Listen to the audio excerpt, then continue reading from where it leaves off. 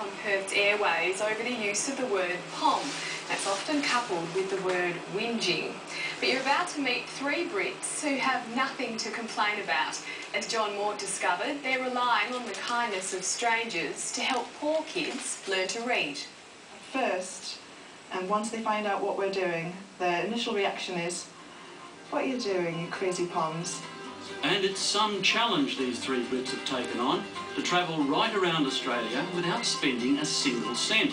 Not one, not a bean, not even to feed themselves. We decided then and there that no matter what happened, in 1 week time, we would give up everything. This crazy adventure was all Anne Race's idea. She's roped in Gareth Owen and Phil Carr to join her, all to raise money to help teach kids in poor countries how to read, through the UK-based charity International Book Aid. We handed over our car keys, house keys, credit cards, all our purses. We handed over our clothes. Your clothes? Our shoes, watches, just everything. We had nothing at all. They started out dressed only in garbage bags. You must run away when I saw him run out of one. It was a bit different with Anne and Phil because they're a bit better looking, you know. People bought us food. People actually went and bought clothes, brought them back, and got a dress. Oh, some guy took off the flip-flops. Yeah, he gave me his thumbs. Are you ever tempted to think, well, I'll just wait for the other two to go to sleep tonight and I'll nip down and get a pizza or something? Oh, it's always tempting, but we always think, oh, we can't just put all that work. It's hard work, and we don't want to spoil what we've done so far. They begged and borrowed a van, camping equipment and fuel, as well as food. And since last September, when they left Brisbane to drive across the top end and down the west coast of Perth, they've been travelling on the smell of an oily rag. They've been working along the way, but all of their wages go directly to the charity, along with any donations. And they've been doing some weird work. Working on an alpaca farm, and each of us had to sit behind an alpaca and wait for him to poo, and then collect poo samples from that particular alpaca, and so they could send it off and see if it needed worming.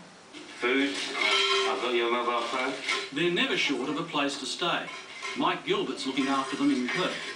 What a brilliant idea. I mean, one for the charity, because I do a lot myself with Apex, and then secondly, just I suppose the fun bit that they're actually trying to work themselves around Australia. It's a superb idea. If people didn't help us out, then we would end up